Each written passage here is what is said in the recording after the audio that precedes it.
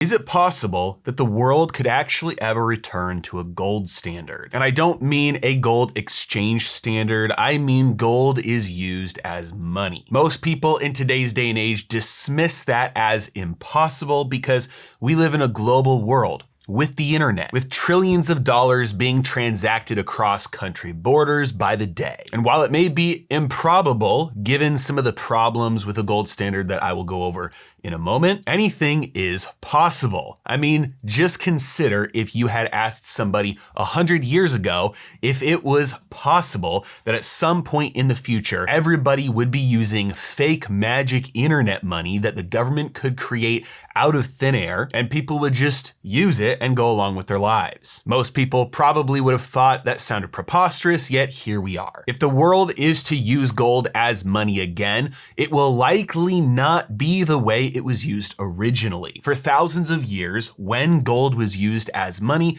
there were physical coins that were being transacted. In other words, anytime you bought or sold anything, there was physical metal that was physically moving from one location to another. Because what matters when you are transacting with gold is moving the ownership of that gold from one person to another. If I'm going to move the ownership of a sandwich from you to me, I need to move the ownership of the gold for payment from me to you. And for thousands of years, this was the way it was done. This meant that transacting across large distances was very costly because you had to load the gold up onto camels' backs or onto ships, and you had to pay for security to make sure it didn't get stolen. You had to pay for all of the food, all the fuel, and all the supplies necessary to move just the payment. And then you also have to consider the cost of moving the actual goods. Another problem is the problem of deflation. Now, deflation is a good thing. It's a natural thing. As the world creates more wealth, assuming the money supply stays relatively constant, then the price of all goods and services go down over time. This is a good thing because it means your savings slowly grow in value over time. It means your wages slowly grow in value over time. But the problem is that whatever you are using as money eventually gets too valuable for small transactions. This is why other less valuable metals were used as change for gold. Silver coins, copper coins, they were used as change because it just wasn't practical to slice up gold into small enough denominations for everyday transactions. And then sometime around the 1600s, a new monetary invention started to make gold much more usable and fixed some of those prior problems that we just discussed. This was the invention of paper. And I know this eventually led to the downfall of gold being used as money, but stay with me here because the original intent and reasons why paper was used actually solved a bunch of problems. Because like I mentioned earlier, it doesn't matter if the gold actually moves if you can just transfer the ownership of that gold. And so what people started doing was leaving their gold in banks or with trusted third parties or with goldsmiths, and they would get paper receipts or notes or bills that said that if they brought that back in, they could get a specific weight. And so instead of me having to redeem my paper for gold to make a payment, and then that new person go put the gold back in storage, the paper started trading as a proxy for the gold. So the gold's ownership was changing hands anytime payments were being made, but the gold didn't actually have to move. This meant that gold became far cheaper to use as money, especially across large distances. Physical gold would only move from one vault to another for large transactions where it actually made sense to pay for that massive movement, or batch settlement between vaults, between banks. But for pretty much everything else, people were comfortable just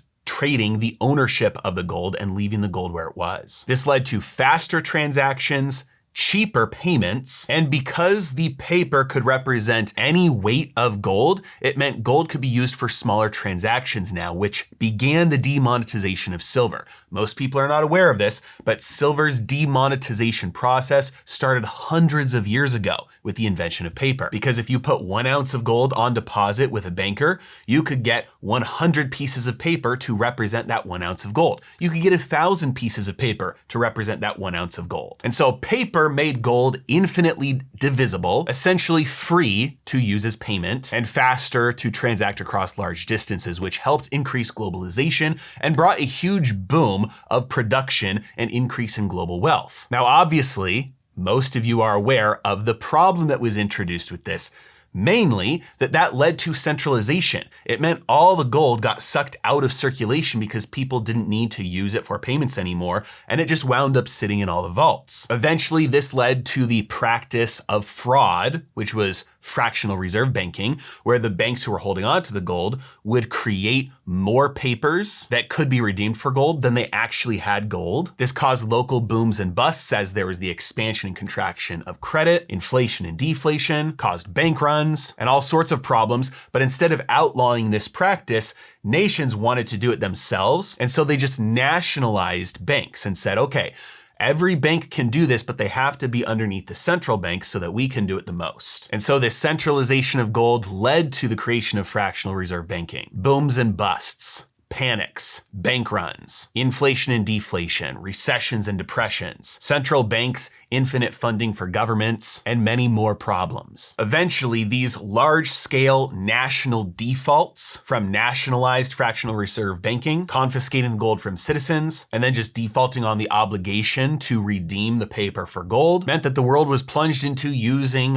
government paper as money without it being redeemable for anything like gold anymore. Obviously, today that has transitioned into digital paper. Now, there are two main functions that money serves in an economy. One is a store of value, and two is medium of exchange. These are fairly self-explanatory, but for a medium of exchange, it means that's the thing that is typically used on the other side of any transaction. So when you sell your labor or your time to an employer, they give you money, the medium of exchange. When you want to buy a cheeseburger or a car, you give the other person money, the medium of exchange. Now, the other function was store of value, which just means that is where you store the value of your labor or your product or your service until you are ready to exchange it for something that is real wealth, real goods, real services, an asset, something you want to consume. It's just the holding place. It is not the wealth itself. It's where you store the value of your wealth until you're ready to go get actual wealth. Now, 9 times out of 10, store of values and mediums of exchange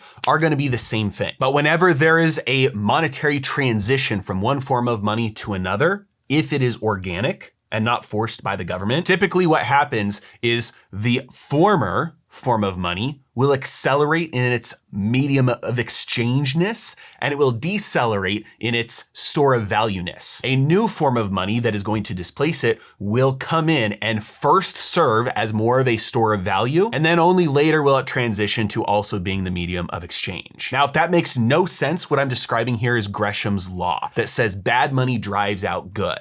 If you think about gold, or many people think about Bitcoin this way, or maybe other currencies today, you as a self-preserving person who wants to make sure that you benefit yourself are rationally going to want to stock up on the thing that you think is going to be more valuable in the future. Gold, Bitcoin, something else. You are not going to want to voluntarily use that for payment. You're going to want to get rid of the other things that you have that you think will be less valuable in the future, in this case, dollars. So you want to spend your dollars as much as you possibly can while you hoard gold or Bitcoin or something else as much as you possibly can. We see this in the data happening today. The US dollar's share of international transactions has been growing and is now over 50% of all SWIFT traffic. So the dollar is being used more and more as a medium of exchange, being used for payments. However, you can also see that treasuries are on the decline as a percent of foreign reserves, while gold is on the rise as a percent of foreign reserves. A lot of this obviously has to do with the price changing. I mean, gold has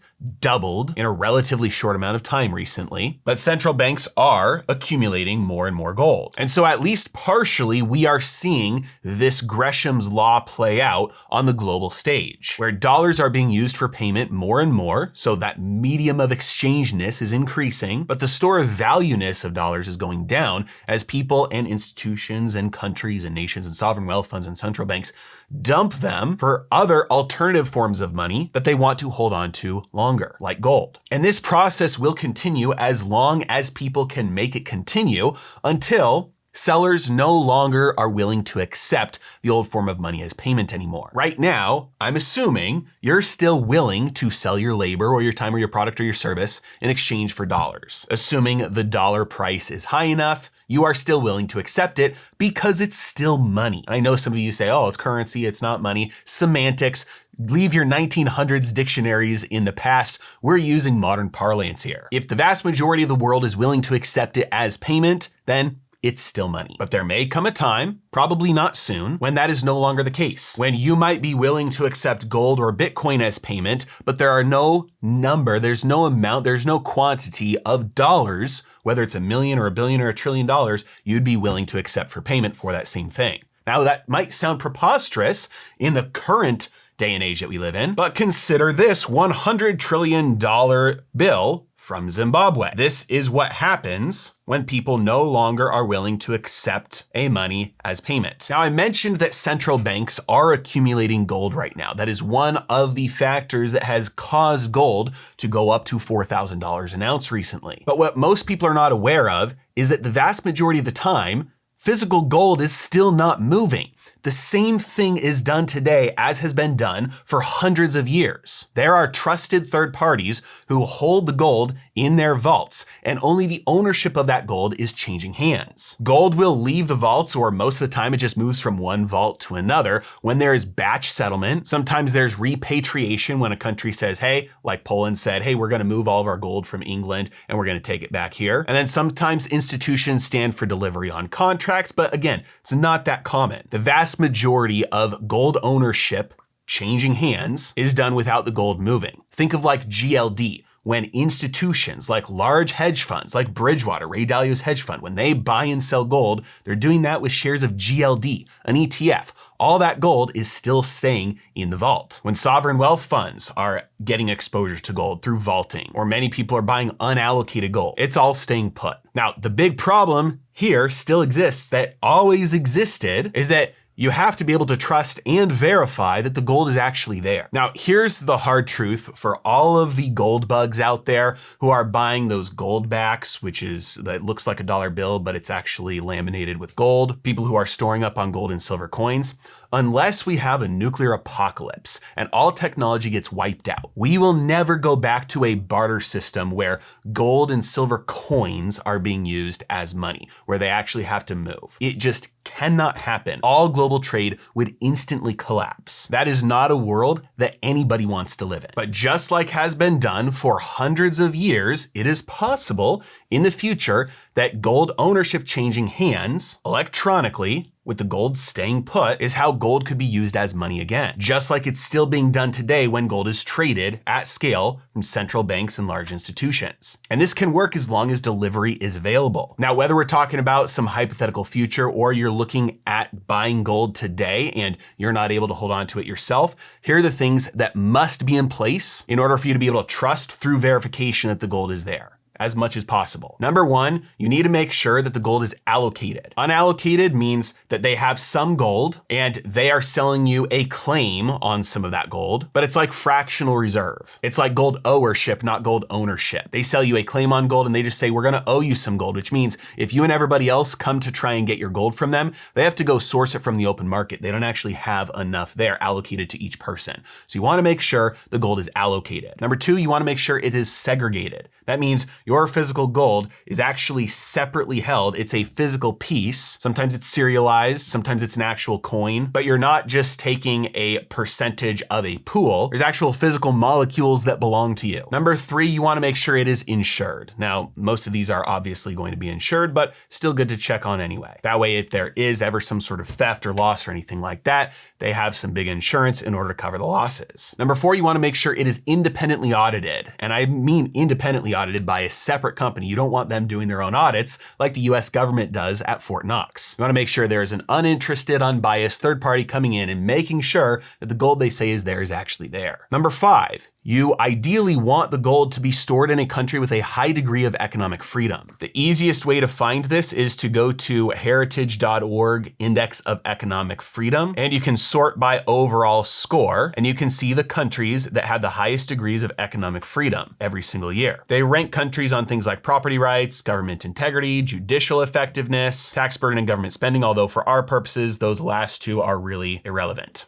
And then finally, and this is something that most people skip over, you want to make sure that that country has no history of gold confiscation. You want to make sure that there's no legal precedent for that country to go in and say, okay, all the gold that's in all the banks or all the vaults, we own that now. And guess what? America has done that twice. First, in 1934, when we confiscated all the gold from all American citizens. And then second, in 1971, when America confiscated all the gold from the entire world. Now, I say confiscated, I don't mean they went out and grabbed it all immediately after that. I mean, they were the ones storing it all, and then they just said, nope, now it's ours. And so for a gold monetary system to work, or if you want to just store your gold somewhere to work, you need all those things in place. Allocated, segregated, insured, independently audited in a country with high degree of economic freedom and no history of confiscation. And if you think governments will never allow this to happen, you are right. They would never voluntarily allow this to happen. But every time throughout history, whenever there is a change of money from a government fiat back to gold, which has happened countless times, it's because people no longer accept the government's money as payment. That's the only way monies ever change. And once people no longer accept the government's money as payment, the government has no choice but to switch over to trying to get the money that people will accept as payment, because if they can't pay anybody to enforce any of their rules, they have no power. And so governments will be forced to use the money that people are willing to accept. It's impossible to know the future. We don't know whether gold will become money again in the future, whether Bitcoin will become money, because it does solve many of those problems that I talked about trust and verification and speed and efficiency, but it also has its own set of problems. And we don't know how much longer the dollar will reign supreme, which is why I advocate spreading your bets around a little bit. Own some Bitcoin, own some gold. You still obviously have to have some dollars, and obviously you want to maintain a portfolio of assets that are also hedges against inflation, like real estate and stocks. But you don't have to go all in on something like gold or Bitcoin, and don't listen to anybody who says you do. And if gold ever does become money again, it will be used the exact same way that you use dollars today. You will swipe a debit card. You will swipe a credit card. Prices will be denominated in ounces or grams of gold instead of dollars. And the ownership of the gold that you are spending will move from you to somebody else, and the gold will remain in the vault. And when and if vaults need to, they will do batch settlement between each other, moving some of the gold to settle those larger transactions, just like institutions and central banks already do today. As always, thank you so much for watching. Have a great day.